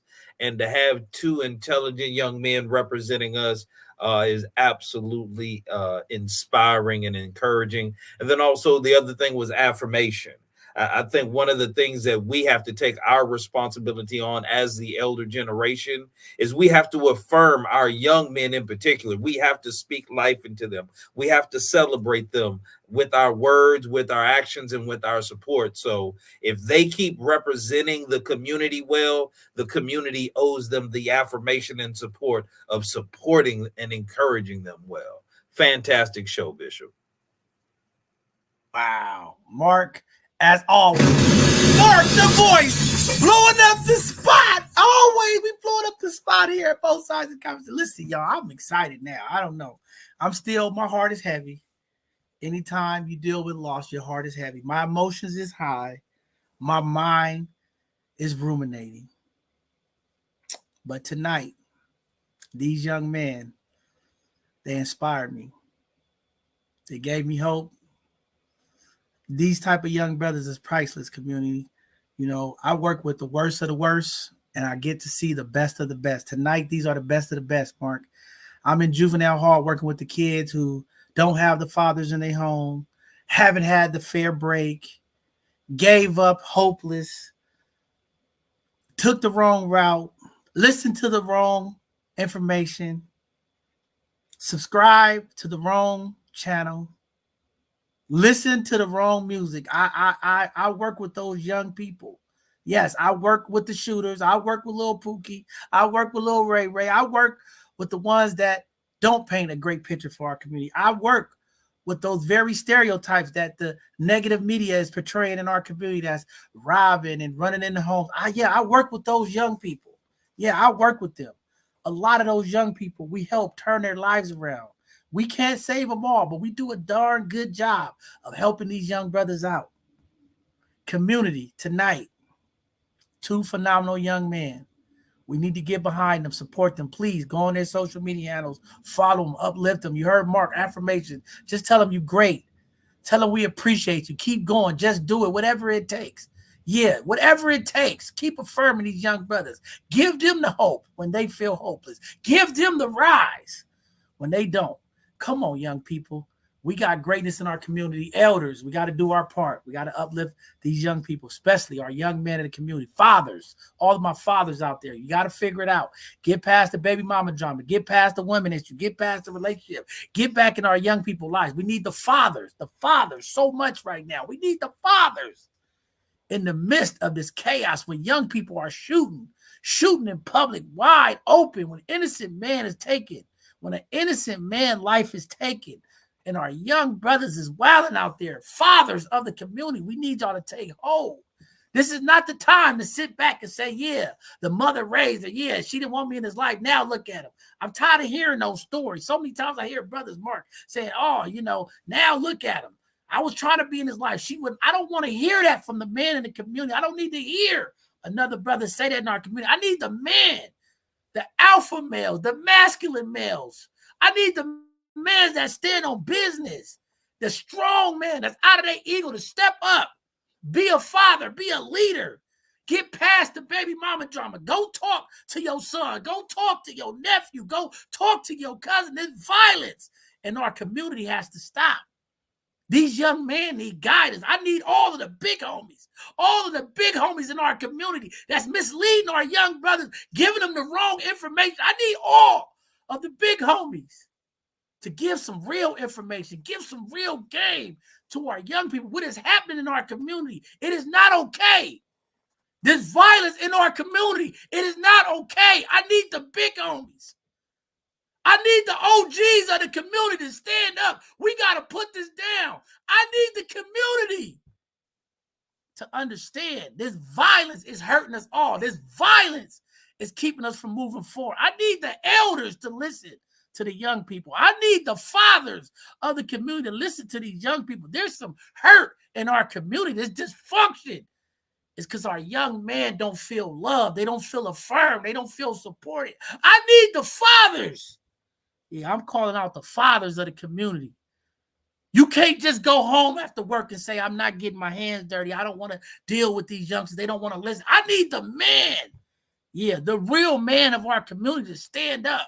I need some man that's ready to walk with me, walk with Mr. Fab, walk with some of the community men. Let's go to these schools. Let's talk to our young people. They need some man. They need some encouragement. Yeah, we need some of that in our community right now. We hurting. Our community is hurting. Our community is hurting. I need some man of the community.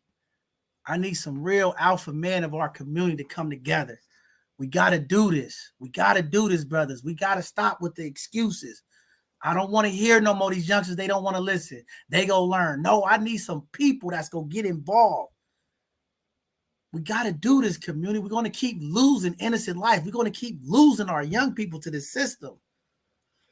We got to change this narrative. We got to get involved. All my rappers, all my actors, all my trappers. I need somebody to say enough's enough. Stand with me. Let's take it. Look at Kendrick Lamar. If he could bring the Crips and Bloods together, I don't know how long this gonna last. Where's my big homies at? Where is the real OGs? I need some fearless men that want to step. And let's go in the community and let's talk to our young brothers. Let's get them to put these guns down. Let's talk to them. We got to find another way. It's a lot. It's heavy, Mark. This is heavy for me. An innocent man was taken away from his family, his children. Another senseless act of violence in our community. Have young sister taken away from our community. Another young brother taken away from our community. This violence in our community has to stop. We cannot get excited of seeing another one of our loved ones shot and killed. These youngsters cannot promote this violence and make it seem like it's okay. It's a lot. It's heavy. It's heavy. It's heavy. All right. With that being said, we got to get out of here. Got to get out of here. Got to get out of here. I must give the benediction because tonight was powerful. I witnessed it. I felt it. I felt it tonight. I felt the power. I seen it. I felt the power of family. I felt it. I felt it, Mark. I felt that when a father is there, I felt what greatness could come. I felt what change could come. I felt what hope looks like when a father is there. When a family is there, I felt it. I felt it. I felt it. I felt it. I felt it.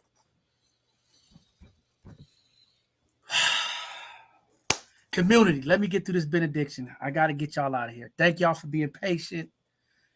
I just want to tell the community we love you and we thank you and we appreciate you.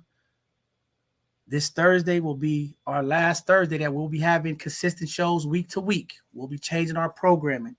We'll be restructuring our organization. There's things that we're going to be doing. We got to make this work. We can't walk away from our community, but we must adjust to the times. The budget crisis is impacting everybody. The level of support is impacting everybody. We thank all of our sponsors who uplift us, continue to support us.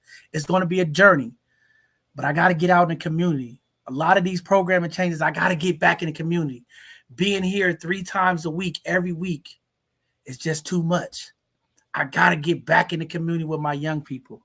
We have a problem in our community, and we got to get involved. And now's the time when money is tight. It's not about the money. We got to impact the youth. I don't have time for grown-ups and grown-up politics. I don't have time for the community drama. I don't have time for the messiness. I don't have time for the gossip. I don't have time for the haters. I'm spending my time to help impact my young people who need it the most. Walk with me, community. Walk with me. This time, this program change, I'm going to walk with the people of the community. I'm not going to quit on my community. These young brothers need hope. These young brothers need consistency. These young brothers need love. They need attention. They need male figures who are feeding them positivity. They need someone that they can look up to. They need hope. They need vision. They need leadership. I must demonstrate what's possible to my young people. It's going to be work. I don't know what it's going to look like. I'm going to need all of the support, all of the sponsors, all of the folks. Get behind the bishop. I'm going to support these young brothers. I'm going to deal with the ones that nobody wants to deal with. If we heal them, we heal our community. If we deal with the ones nobody want to deal with, we change our community. I will do that. I will walk with the ones you don't want to walk with. I'll walk with the ones you are afraid of. I will walk with those young brothers that you don't want to deal with. I will. I commit. I will. I've been called. It's not my bill, it's God's bill, and I will uplift the young people in our community. I will work with the young people in our community. I will associate and move with the fathers and the men of the community that won't change. We need some man presence. I'm going to just say it again. We need some man presence in our community. I'm sorry. Nothing against the phenomenal queens of our community. Nothing wrong with the great leadership of the women of our community, but we need some man. I'm just going to say it. We need some men in our community. We need some leaders to walk together. All my fellas, all the brothers, I'm looking for y'all. I don't have time to blame the women, the mamas, and the drama. I need some men that's ready to walk with me, walk with the community. Let's do it, community. Let's do it. All right, with that being said, community, tonight, it's been a great Hidden Gem segment. Every week, I look forward to the positivity of this show. I look forward to the Hidden Gem segment.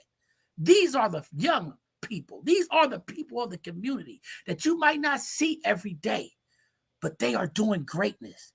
They are uplifting the positive stories, the impact of what it is to be young and Black and excellent. Yes, these young men are young, Black, and excellent. Tonight, they come here in honors.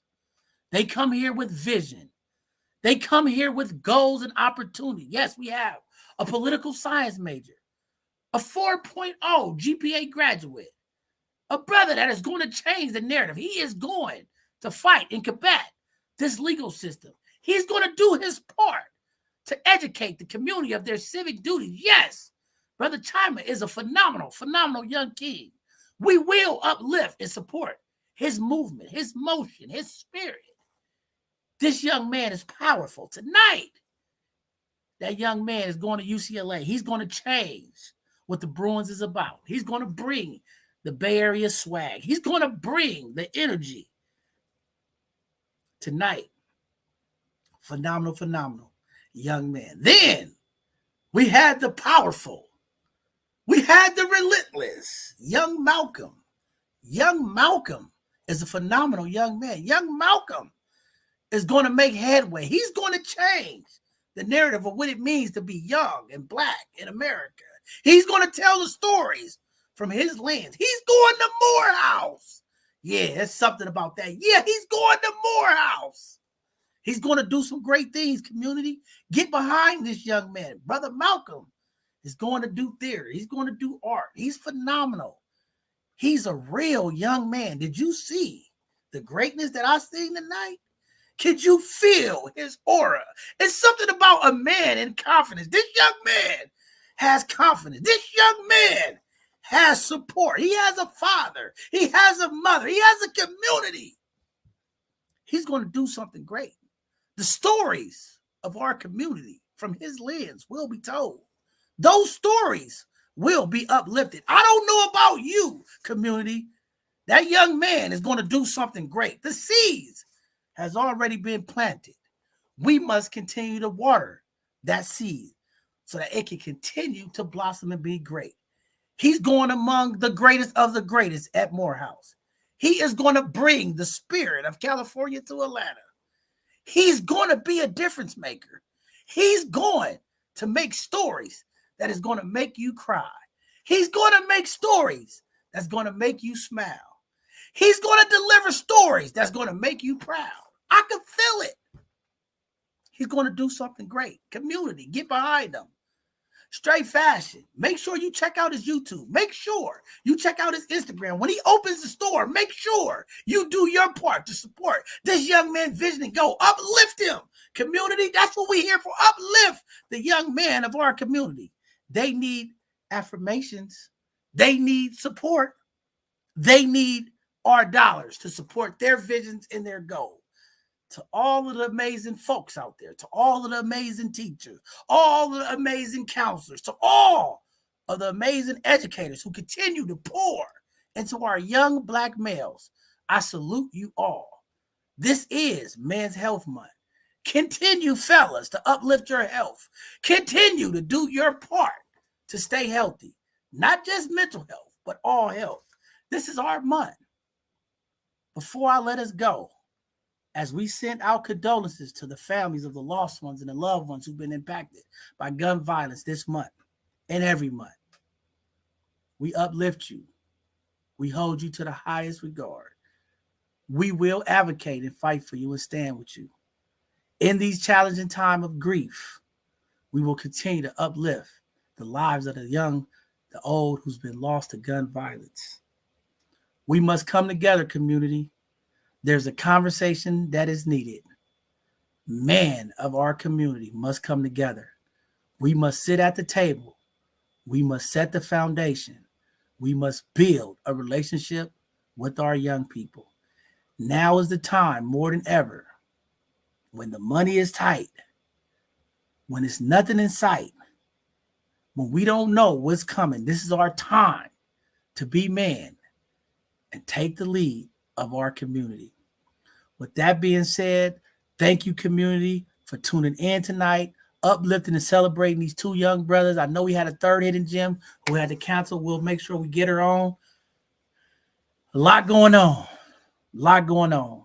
Community, make sure you are doing your part to make sure your business is handled. This Thursday, we will have an educational Thursday as we talk about finances. We talk about insurance. We talk about budget.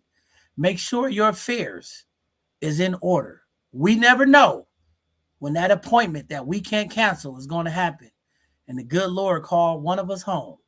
Make sure you have your affairs in order. We can't make it off food dinner trays. We can't make it off GoFundMes. We need to make sure that we are equipping our families with the proper insurance.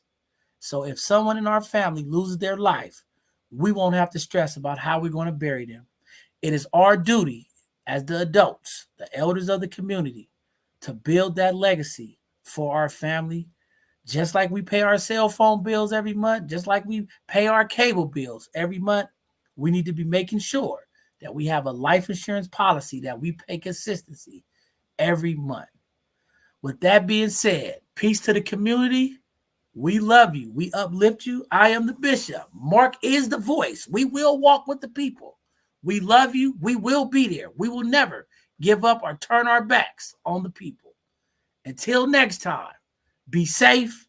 We love you, community. Good evening now.